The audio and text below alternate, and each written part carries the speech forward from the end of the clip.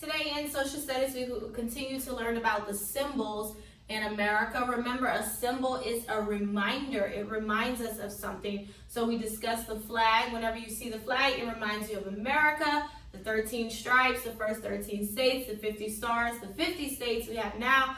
Last week we talked about the Liberty Bell, which is in Philadelphia, Pennsylvania.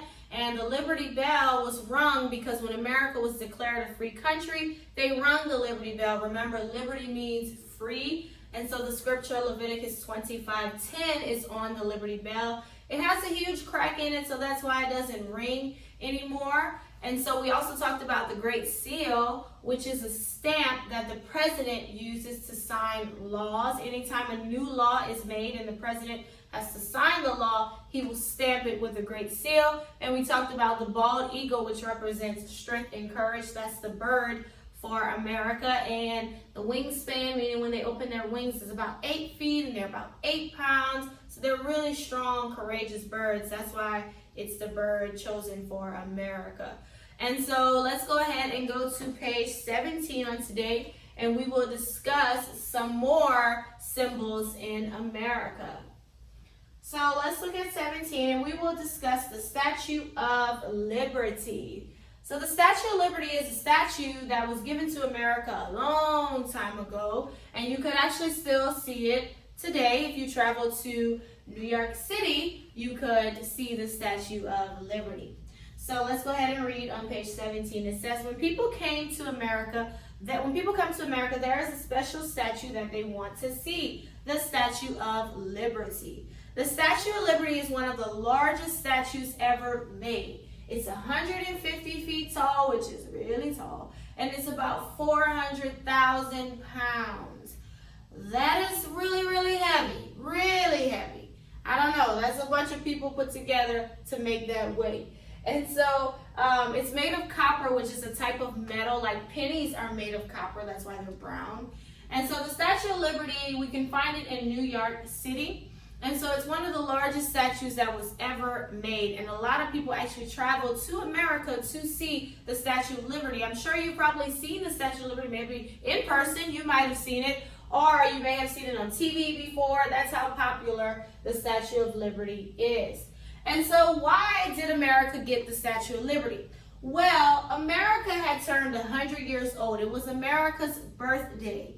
And to celebrate America's 100th birthday, France, which is a country way in Europe, which we will go to France later in the school year, but France wanted to give a gift to America, and they decided to give us the Statue of Liberty. And so that was their gift to America for America's 100th birthday, the Statue of Liberty.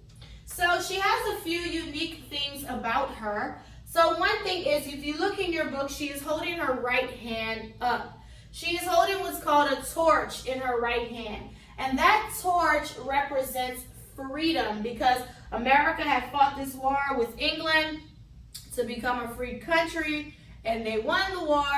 And so we were now free from England. We didn't have to do the colonies anymore, all of that. And so she's holding that torch to show that America was a free country. But not everybody in America was free. Just the Europeans, which are a different kind of people, they were free. But there were still Hebrew people, African Americans, who were not free at this time. But, you know, they still celebrated their freedom from England. So she's holding the torch in her right hand. And in her left hand, if you look, she's holding a tablet, which is a book. And it is called the Declaration of Independence, which was a letter that a bunch of leaders wrote to give to England to declare our freedom from England. They wrote this. And so if you know, second grade, you learn a lot more about the Declaration of Independence. So yes, she's holding a tablet in her hand.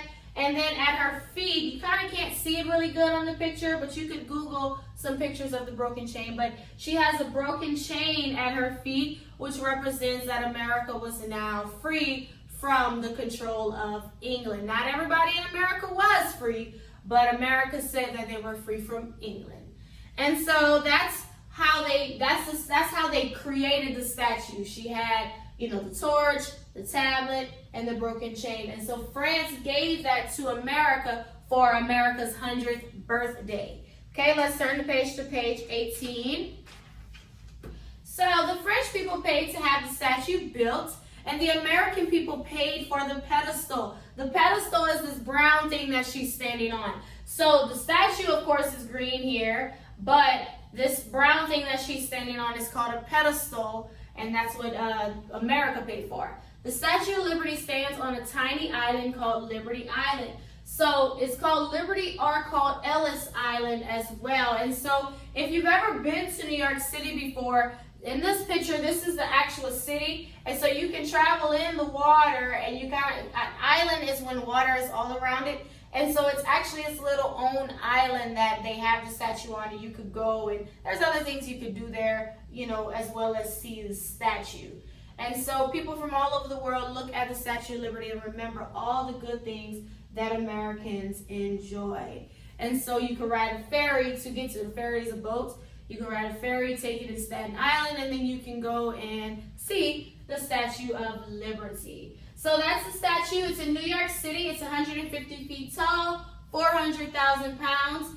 It was given to America for their 100th birthday. France gave it to America. She's holding a torch in her right hand, a tablet in her left hand, and there's a broken chain at her feet.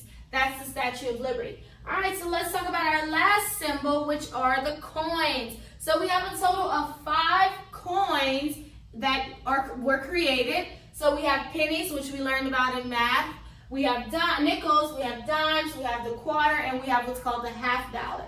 So we know the pennies are the brown ones, then the nickels are next, then the dime, then the quarter, and these are half dollars, which are 50-cent pieces as well. And so what's unique about the coins is that they are all made with certain words on them. And so they all have the words, "In God we trust." Every single coin. So if you can find a coin right now, find a coin and guess what you will see on it. "In God we trust." Because at that time, they felt like they trusted in God and everything. America has changed, so I'm not sure if that's still the same today. But at that time, they said, "In God we trust." And so that's why they put that on all the coins. And they also have the word liberty on every single coin.